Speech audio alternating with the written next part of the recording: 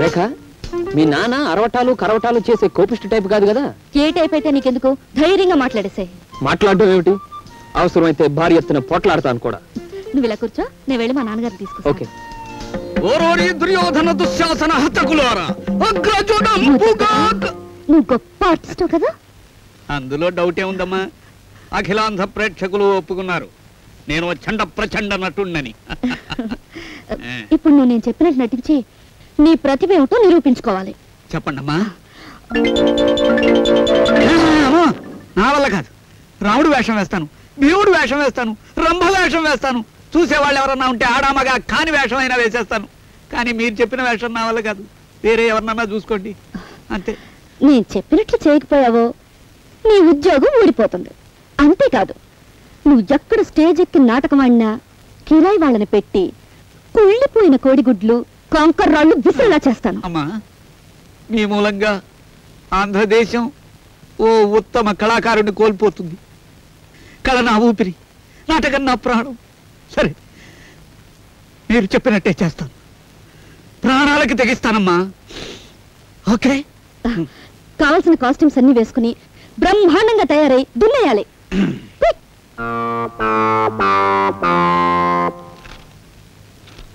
ఏరి మీ నాన్నగారు లేరా? ఉన్నారు, వస్తున్నారు. ఏదేమైనా రేఖ, నాకు ఒక చిన్న ఉనికి లాంటిది పుట్టుకొస్తుంది. వణుకులేదు, తడుపులేదు, తడుతున్నాడు. Hi daddy. Hello baby. ఈ అబ్బాయి గారు ఎవరు? అబ్బాయి గారు అంటావేంటి డాడీ? నీకంటే చిన్నవాడేగా. కరెక్ట్ కరెక్ట్, గాడు అనాలి. ఈ అబ్బాయి గాడు ఎవడు? అదే డాడీ, నేను చెప్పాను చూడు, మురళీకృష్ణని. నమస్కారం. నమస్తే నమస్తే. ఏమిట్రా ఇలా వచ్చావు? అదేనండి, మీతో కొంచెం మాట్లాడదామని.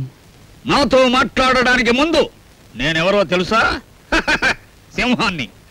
సింహాన్ని. అదేమిటి సార్, అచ్చం మనిషిలాగా ఉన్నారుగా? జోకులేకు. ఈ జస్టిస్ జగన్నాథం పేరు చెబితేనే కోర్టు గోడలు గసగస ఉనికిపోతాయి. నేను అసలు సుత్తి పట్టుకుంటే ప్రేక్షకులు మొత్తం అదిరిపోయేటట్టు సుత్తి కొట్టగలను.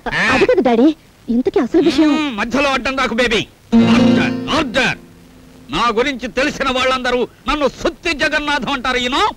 అవునండి, మీ మాటలు బట్టి అలా అనడం కరెక్ట్ అనిపిస్తుంది. నీకు కరెక్ట్ అనిపిస్తే ఎంత, అనిపించకపోతే ఎంత? Come to the point. అసలు ఎందుకు వచ్చావు నువ్వు ఇక్కడికి? మరేం లేదు సార్, నేను మీ రేఖ ప్రేమించుకున్నాం. మీకు వేరే పనులు లేవా? చదువుకోండ్రా అని కాలేజీలకి పంపిస్తే ప్రేమించుకోవడాలు, తండ్రులకి చెప్పటాలు. ఎంత ధైర్యం ఈ జస్టిస్ జగన్నాథానికి! చట్టాలు సెక్షన్లు తప్ప ప్రేమలు దోమలు అంటే ఒళ్ళు మంట. యునో? అంటే మీరు ఎవరిని ప్రేమించలేదా సార్? ప్రేమిస్తున్నాను, ఇంకా ప్రేమిస్తూనే ఉంటాను. నా వృత్తిని ప్రేమించాను, నా సొత్తిని ప్రేమించాను. డాడీ, మీరు పడవలసిన దానికంటే ఎక్కువ ఆవేశపడుతున్నారు. Yes baby, yes, you are right. ఇప్పుడు కాసిన బిస్కెట్లు ఒక టీ తాగితే ఆయాసం తగ్గుతుంది. రే బాయ్, ఒక tea biscuit urgent. Sir, coffee. ఉత్త సార్ ఏమిట్రా? సార్ గారు అనాలి. సారన్నా గారన్నా ఒకటే సార్, తీసుకోండి సార్. నువ్వు ఊరుకో బేబీ, ఇట్లాంటి వాళ్ళకి చనువేయకూడదు. నాకే భాషలు నేర్పుతున్నావురా? ఈ క్షణమే నీ ఉద్యోగం తీసేసి నీ డ్రెస్ చూడదీసి గోచి పెట్టి బయటికి గంటేయగల. లేవండి సార్, బిస్కెట్లు ఫ్రెష్ గా ఉన్నాయి, తీసుకోండి సార్. వేధవా, నా ఇంట్లో నా డ్రెస్ వేసుకుని నా యాక్ట్ చేస్తావా? యాక్ట్ అయినా సార్, అమ్మాయి గారు బలవంతం చేస్తే గెటప్ బాగా కుదిరింది కదా అని శివాలు ఎత్తిపోయి నటించాను సార్. సార్, నా ఉద్యోగం తీయకూడదు సార్. అయితే కాఫీ ఫ్రెష్ గా పెట్టరా. ఓకే, క్షణంలో.